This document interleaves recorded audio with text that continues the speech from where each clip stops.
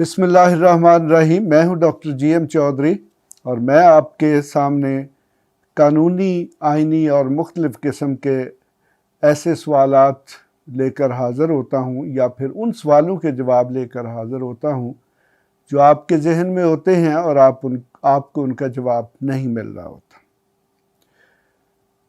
आज मैं आपसे जिस सिलसिले में बात करूंगा वो आजकल हमारे यहाँ पे एक डिबेट शुरू हो चुका है, यानी कि जब से इमरान खान ने ये ऐलान किया है कि मैं 9 सीटों से इलेक्शन लड़ूंगा, तो हमारे मुल्क में ये एक आइनी किस्म की बहस शुरू हो गई है कि क्या इमरान खान 9 सीटों से इलेक्शन लड़ सकता है कि नहीं।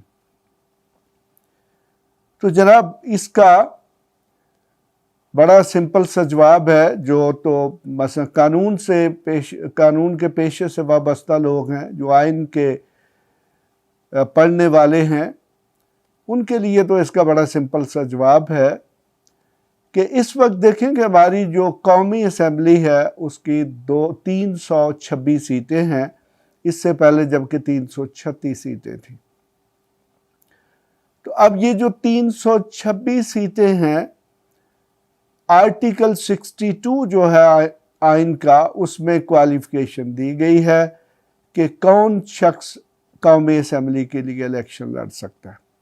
देखें जी, उसके लिए 3 बुनियादी शर्तें दी गई हैं।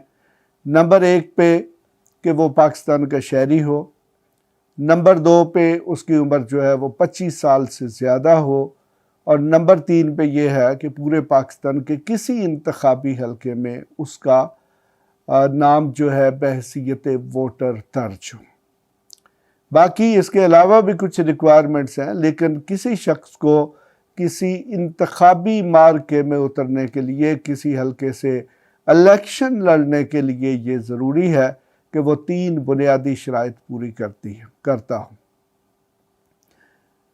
अब हमारा जो आइन है या फिर आइन के नीचे जो एक लॉ बना हुआ है, जो कि इस वक्त इलेक्शंस एक्ट 2017 है, उसमें कतई तौर पर कोई ऐसी पाबंदी मौजूद नहीं है कि कोई शख्स कितनी सीटों से इलेक्शन लड़ सकता है।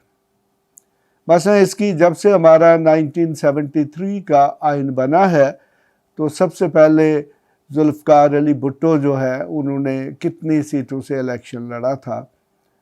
इसके अलावा भी हमारे जो और बहुत सारे जो पॉपुलर या अपने आप को मशहूर लीडर समझते हैं, वो 1 से ज़्यादा सीटों से इलेक्शन लड़ते रहे, बल्कि 1 से ज़्यादा सूबों से भी इलेक्शन लड़ते रहे।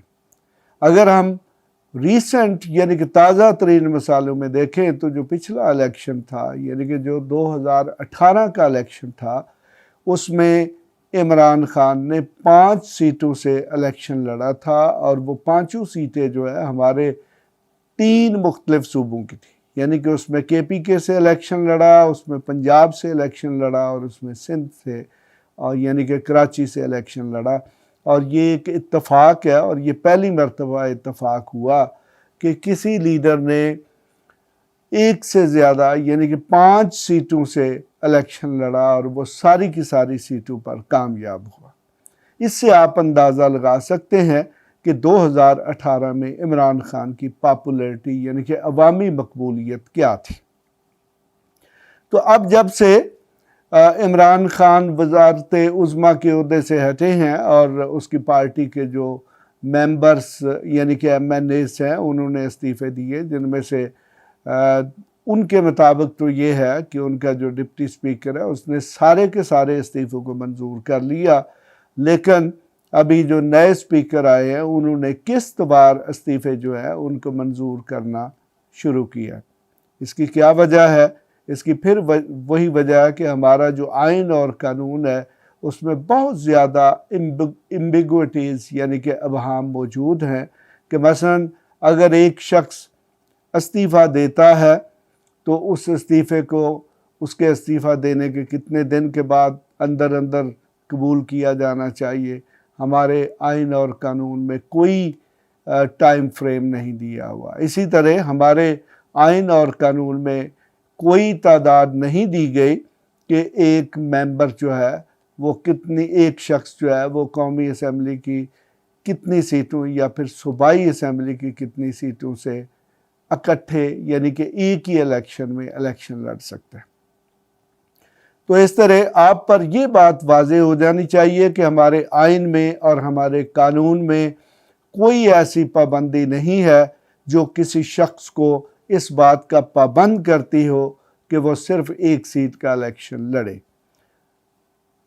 पाबंदी सिर्फ ये है कि अगर वो एक से ज़्यादा सीटों का इलेक्शन लड़ेगा और अगर उन सब सीटों पर कामयाब हो जाता है तो फिर वो उस असेंबली में जाके जब हलफ उठाएगा तो उसकी जो बाकी सीटें हैं जिनका उसने हलफ नहीं उठाया और कानूनन वो हलफ उठा भी नहीं सकता, वो सारी की सारी सीटें खाली तस्वर होती हैं और फिर इलेक्शन कमीशन ऑफ पाकिस्तान जो है उन सीटों पर ज़िमनी इलेक्शन करवाता है।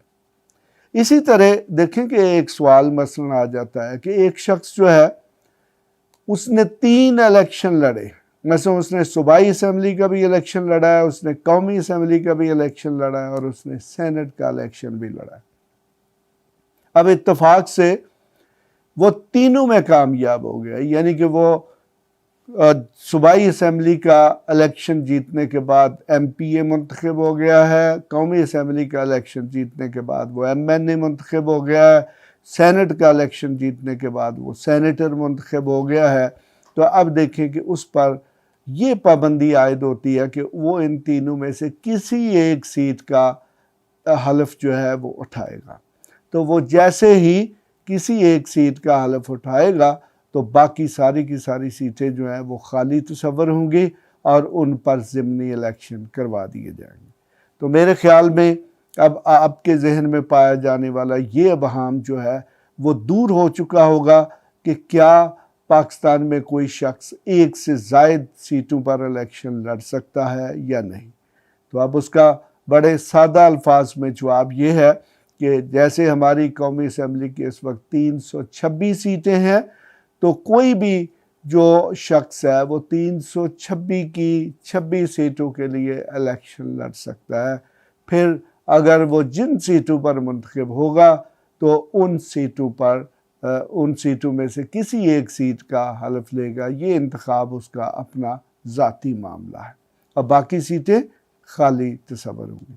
इसके साथ ही मैं डॉक्टर GM चौधरी आपसे इजाज़त चाहता हूँ।